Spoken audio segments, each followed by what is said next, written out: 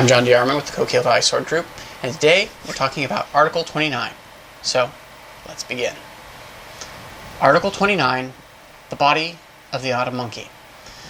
The teaching of the body of the autumn monkey says, if you try and stick to the body of your opponent, you should imagine that you have no arms.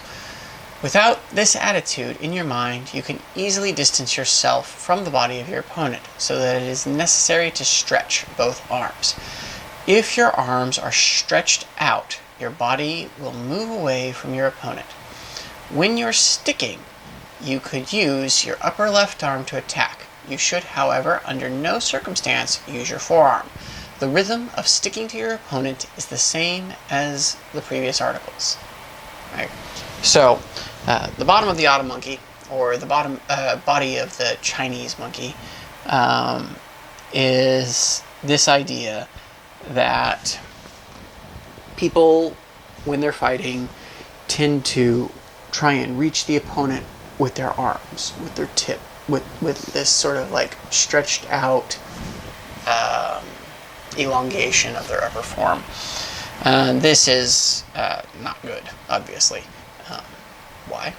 Because if we're trying to beat them by an inch, in other words, if we're trying to get just that tip of the kisaki, to take the clavicle or the carotid or whatever, if we're beating them by that much, that's as much as they have to dodge, right? The less they have to move and manipulate themselves to avoid danger, the more time that they have in their sort of turn cycle to strike at us, right? And the less effect that we're going to have on them in terms of disrupting their posture. So, to get out of the mindset that we should just reach with fingertips, we just imagine we don't have arms, right? We come, we use our feet to drive into position and work from there. This is a very simple idea, and it's very universal. What we do to train sometimes new students in this work is we'll take a karate obi, one of the thin, like, sort of colored belts that they use, and wrap it around their arms above the elbow and make the person do work from here, usually knife work or unarmed work,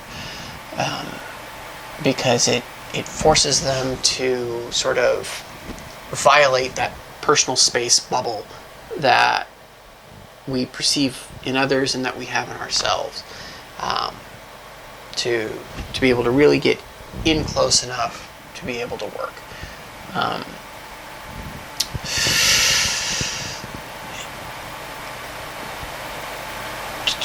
Beyond that, there's not much. I'm not sure. First off, in this family of close work, the way they're written, it makes it sound as though your body is pressed against their body and there is no space between in this kind of fashion, right? And while this work can be done in this fashion, it is not typically. The distance is all about being able to cut the person without moving your feet. It's in this place of sort of rapid exchanges that we sort of consider this close work. So keep that in mind as you're going through this series. We've got a couple more in this family before we're done with it. Now, in this, he mentions that you could strike with the upper part of your left arm, but not your forearm. This is, in Yoho, we make use of some body checks. Not in any of the kata, it's in Kazuki, which is, we haven't filmed that yet, but maybe it's come out before this video. We never know how they pan out. But in Kazuki, we do that left shoulder strike after suppressing their sword. So you'll be able to see that and get a better idea of what that's about. I'm not sure why he mentions that you shouldn't attack with your forearm, and I have no idea. So that's just the way it goes. But just as before, the feeling here when you're coming into this space should not be agitated. It should not be like oh, I've hopped into my dodge and I can swing. I've jumped into Koshimi and I'm making that strike like in Hasohirari.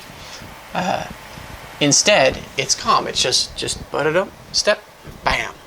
Butt-it-up, step, bam. Right? Slow, simple, smooth. It's no hubba-hubba, right? Now, that's about it for the body of the autumn monkey. This is really beneficial, I think, for people who are doing, or whose primary interest is in doing open-handed work. Because people just really, they tend to fight at the far distance where they have to step before they can hit. And they try and defend themselves in the same sort of way, and basically it just becomes two people voiding each other all the time, and the work becomes protracted. Which, if you're only working against one guy in a self-defense situation, maybe that's fine.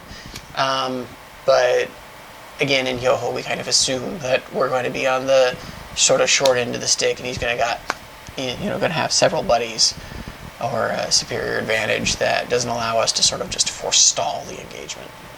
Right. So, anyway, as always, if you want to understand this work, you have to pick up a sword and go train.